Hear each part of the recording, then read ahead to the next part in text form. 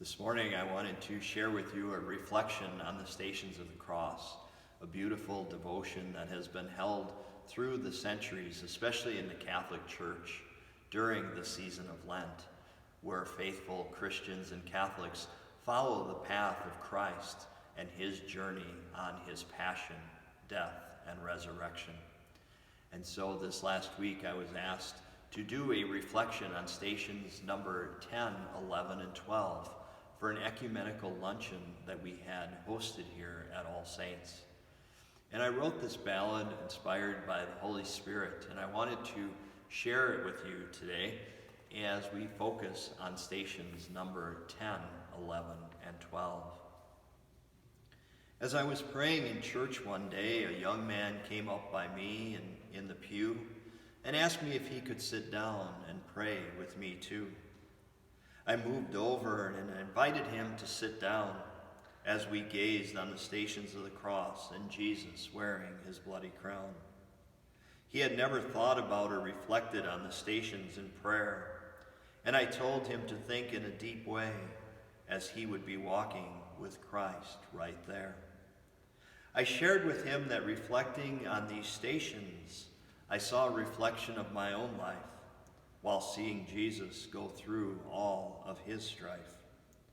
I told the young man that through our journeys of our earthly stay, we can learn and reflect on how we as disciples are asked to journey with Christ and share in his cross day by day. I was sitting by the stations where Jesus neared the end, and I said, "Let me tell you of sharing my journey through these three particular stations, my friend. When you see Jesus was stripped of his clothes at station number 10, I could hearken back to a dear friend of mine way back when. It was a couple that I knew very well who were stripped of their material possessions and business when the bankruptcy hearings made them sell. They cried, and I shared their tears. But I never knew how God would help them through those terrible years. Yet God was there for them, even though things were all stripped from their past, for they knew in their hearts that this would not last. For only a few short years later, when God helped them back on their feet, my friend was called to the vocation of deacon, which was really rather neat. So even though he was stripped of the material possessions of this earth, God has now called him to a vocation which has a mighty worth. You see, my friend, when I look at that 11th station where Jesus was nailed to the cross, I can be reminded of my mother, of whom I suffered great loss.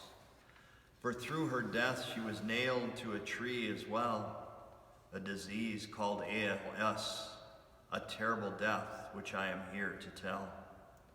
For as I watched her in her bed, her limbs became lifeless as the disease it spread, and her bodily movement she lost.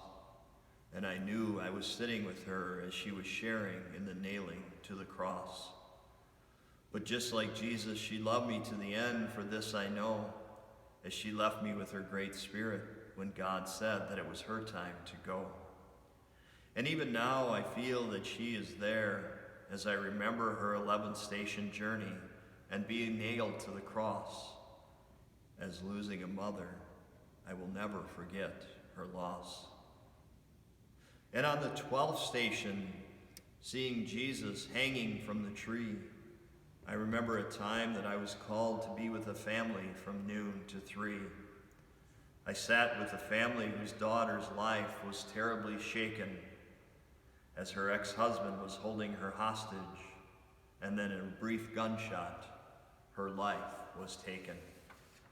Yes, it was in a little town called Bancroft, you see, and it truly felt like I was standing with the family on the hill of Calvary. Her mother and father broke down in tears after the news that their precious daughter was murdered after living only 47 years. For on that day I was taken back to that station where Jesus was lifted high, when I too shared the anguish of a family whose daughter had died. The young man put his arm around me with a tear in his eye and told me that he was really sorry for all my loss. I thanked him for his words, and I told him, yes, I learned a lot, not only from these 3 stations, but Jesus' entire journey under the weight of that old rugged cross. I pray for all of you this very day that you may reflect on these stations too, so that when we all finish our journey with Jesus, that we may share in that Easter joy in heaven, where we will all be made new. God bless.